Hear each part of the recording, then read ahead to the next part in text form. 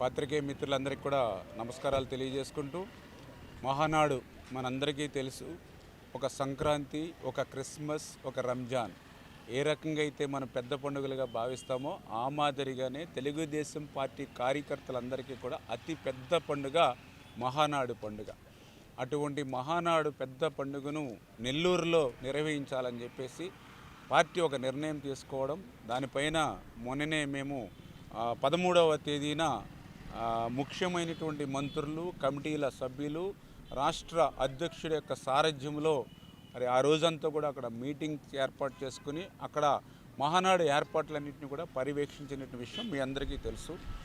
అయితే ఏదైతే ఈ యొక్క ఇరాన్ యుద్ధ నేపథ్యంలో, అదేవిధంగా ఈ యొక్క మన రూపాయి మార్క విలువ నేపథ్యంలో మన ప్రియతమ ప్రధాని నరేంద్ర మోడీ గారు ఏదైతే ఈ యొక్క డీజిల్, పెట్రోల్ వాడకాన్ని తగ్గించుకోవాలి, విద్యుత్ వాడకాన్ని తగ్గించుకోవాలి, పొదుపుగా ఉండాలి అని ఏదైతే ఆయన పిలిపించారో దాన్ని అందిపుచ్చుకుని చంద్రబాబు నాయుడు గారు కూడా ఒక అడుగు ముందుకేసి నిన్న క్యాబినెట్లో సైతం మంత్రులతోటి, అదేవిధంగా సెక్రటరీస్ని అందరినీ కూడా పిలిపించి ఖచ్చితంగా రేపు భవిష్యత్తులో మనందరం కూడా ఆచరణలో ఏదైతే నరేంద్ర మోడీ గారు చెప్పారో దాన్ని ఆచరణలో తీసుకునేటువంటి విధంగా డీజిల్, పెట్రోల్ ఏదైతే దానికి సంబంధించినటువంటి కాన్వాయిలు తగ్గించుకోవడం, ఎస్కార్ట్లు తగ్గించుకోవడం, విదేశీ ప్రయాణాలని తగ్గించుకోవడం, అదేవిధంగా విద్యుత్తును కూడా అంటే మనం పబ్లిక్ని కూడా ఎడ్యుకేట్ చేసి అవేర్నెస్ క్రియేట్ చేసి వాళ్ళతో మనల్ని ఇన్వాల్వ్ చేసి రేపు ఫ్యూచర్లో కూడా ఆ విద్యుత్ వాడకాన్ని ఇట్లా తగ్గించడం. ఊరికే ఇప్పుడు ఏసీలు ఉన్నాయని అంటే 18-20లో పెట్టి దుప్పటి కప్పులు పడుకుంటూ ఉన్నారు కొంతమంది. అట్లా కాకుండా 26, 27లో అట్లా ఈ పెట్టుకోవడం అంటే ఇట్లాంటివన్నీ చాలా నిన్న క్యాబినెట్లో discussion. Weekly 1 day Friday no vehicle డేగా చేసుకోవడం, అంటే ఇట్లా చాలా ఏదైతే డిస్కషన్ చేసి ఏదైతే పిలిపించారో ముఖ్యమంత్రి గారు ఇవన్నిటినీ ఈరోజు మరి చంద్రబాబు నాయుడు గారు, అదేవిధంగా నారా లోకేష్ బాబు గారు ఇప్పుడే మొత్తం ముఖ్యమైనటువంటి నాయకులందరితోటి కూడా ఇప్పుడే గ్రూపు డిస్కషన్ తీసుకుని మరి ఏదైతే మనం మహానాడు నెల్లూరులో తలపెట్టామో ఇప్పుడు పొదుపు దృష్ట్యా అంత నెల్లూరులో, ఎందుకంటే 2 రోజులు దగ్గర ప్రతిరోజు కూడా 30,000 మంది ప్రతినిధులు పాల్గొంటారు.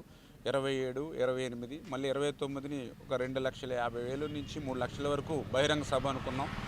అయితే ఇప్పుడున్నటువంటి దృష్ట్యా మన పబ్లిక్ని మనం ఎడ్యుకేట్ చేసేటప్పుడు మనం కూడా ఆచరణలో చేసి చూపించాలని చంద్రబాబు నాయుడు గారే ఇప్పుడు మా అందరికీ కూడా ఏదైతే ఆ మహానాడుని నెల్లూరులో కాకుండా మరి అది మనం ఏదైతే క్లస్టర్ లెవెల్లో అంటే మాకు ప్రతి నియోజకవర్గానికి కూడా మీ అందరికీ తెలుసు మరి క్లస్టర్స్ అంటే ప్రతి 25 బూతులకి ఒక క్లస్టర్ ఉంటుంది.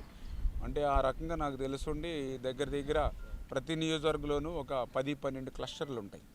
అంచేత ఏంటంటే ఆ కాన్స్టిట్యున్సీ నుంచి కార్లు వేసుకుని, మోటార్ సైకిల్ వేసుకుని, వెహికల్స్ వేసుకుని ఏదో ఒక ప్రాంతానికి వచ్చి కేంద్రీకరించవలసిన అవసరం లేకుండా ఎక్కడ వాళ్ళు అక్కడే, అంటే 25 బూతులు అంటే ఒక 7-8 విలేజ్లు ఉంటుంది లొకేషను. అంచేత ఆ 7-8 గ్రామాల మధ్యనే అక్కడే వాళ్ళు ఆ క్లస్టరు తీసుకుని ఆ క్లస్టరు ఆ 7-8 గ్రామాలకి సంబంధించినటువంటి మన క్లస్టర్ ఇన్ఛార్జు, అదేవిధంగా యూనిట్ ఇన్ఛార్జీలు, మన బూత్ కమిటీ కన్వీనర్లు, కేఎస్ఎస్ ఉన్నారు, మా కుటుంబ సాధికార సారథి, వీళ్ళందరూ కూడా వర్చువల్గా అంటే ఇక్కడ తెలుగుదేశం పార్టీ కేంద్ర కార్యాలయంలో ఈ యొక్క పోలిట్ బ్యూరో సభ్యులు, అదేవిధంగా సెంట్రల్ కమిటీ, స్టేట్ కమిటీ, అదేవిధంగా ఎవరైతే స్పీకర్స్ మనం ఐడెంటిఫై చేస్తామో వాళ్ళ వరకు మాత్రమే, అంటే లిమిటెడ్గా ఒక 300-400 మెంబర్స్ ఎవరైతే లీడర్స్ ఉంటారో వాళ్ళ వరకు కేంద్ర కార్యాలయం దగ్గర ఉండి మహానాడుని మనము యాజ్ ఇట్ ఈజ్గా ప్రోగ్రామ్స్ తీసుకుంటాం. దీన్ని వర్చువల్గా ఎక్కడికక్కడ మరి గ్రామ స్థాయిలో అంటే క్లస్టర్ స్థాయిలో అక్కడ వాళ్ళు పార్టిసిపేషన్ చేస్తారు. ఆ రకంగా మనము ఈ యొక్క మహానాడుని జరుపుకుంటూ ఆ పొదుపుని, ఆ యొక్క సిస్టమ్ని పబ్లిక్కి తీసుకెళ్దామనేటువంటి ఆలోచన ఇప్పుడే చంద్రబాబు నాయుడు గారు చెప్పడం, దాన్నే ఇప్పుడు మళ్ళీ టెలికాన్ఫరెన్స్ తీసుకుని సెంట్రల్ కమిటీ, స్టేట్ కమిటీ, అదేవిధంగా ఎమ్మెల్యేస్కి అందరికీ కూడా చెప్పి తద్వారా అంటే ఇప్పుడు ఏదైతే మేము వాస్తవంగా మహానాడు అని అంటే మేము నియోజకవర్గ స్థాయిలో ఒక మహానాడు జరుపుతాం, అదేవిధంగా జిల్లా స్థాయిలో ఒక మహానాడు జరుపుతాం. ఎందుకంటే ఎక్కడో రాష్ట్ర వ్యాప్తంగా ఒక చోట జరిగేటువంటి మహానాడికి గ్రామాల నుంచి రాలేరు కాబట్టి నియోజకవర్గ స్థాయిలో పెట్టుకుంటాం. అదేవిధంగా ఆ నియోజకవర్గంలో అందరూ కూడా స్టేట్లో దానికి రాలేరు కాబట్టి జిల్లా మహానాడు పెట్టుకుంటాం. కానీ ఇప్పుడు మేము ఎక్కడికక్కడే మహానాడుని ఏర్పాటు చేసుకుంటున్నాం కాబట్టి ఇక్కడ సెంట్రల్ ఆఫీస్ నుంచి జరిగేటువంటి మహానాడు క్లస్టర్ అంటే గ్రౌండ్ లెవెల్ వరకు పోతూ ఉంటుంది కాబట్టి ఇక్కడ 2 days ఏ రకంగా అయితే సభ జరుగుతుంటుందో అదేవిధంగా ఆ క్లస్టర్ లెవెల్లో కూడా అదే మీటింగ్ జరుగుతుంటుంది కాబట్టి ఇంకా అనవసరమైనటువంటి ఖర్చులు పెంచుకోకుండా ఆ నియోజకవర్గ మహానాడు ఆ జిల్లా మహానాడుని కూడా మనం క్యాన్సిల్ చేసుకుని ఆ క్లస్టర్ నుంచి ఏదైతే ఇక్కడ స్టేట్ లెవెల్లో జరిగేటువంటి మహానాడుని అనుసంధానం చేసుకుని ఆ రకమైనటువంటి ఒక మంచి వాతావరణాన్ని పబ్లిక్ ఒక మెసేజ్ ఇద్దామని ఇప్పుడే చంద్రబాబు నాయుడు గారు మరి ఈవేళ మా ముఖ్యమైనటువంటి నాయకులందరితోటి కూడా ఒక సూత్రప్రాయంగా ఒక నిర్ణయం తీసుకుని ఈ నిర్ణయాన్ని ఇప్పుడు 175 కాన్స్టిట్యున్సీస్కి అదేవిధంగా తెలంగాణకి అందరికి కూడా పాస్ చేయమని చెప్పడం జరిగింది.